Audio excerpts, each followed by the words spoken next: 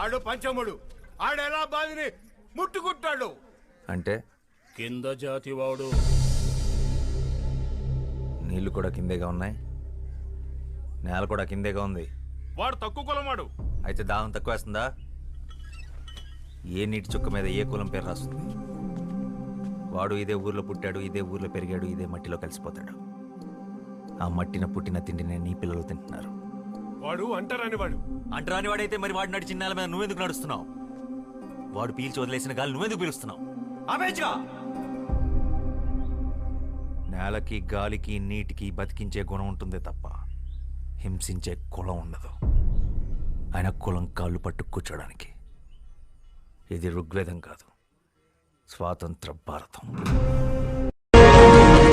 వాడి గుడిసె జోలికెళ్ళావో నీ ఇల్లెక్కడుందో ఈ శ్యామ్ సింగరాయ్కి బాగా తెలుసు.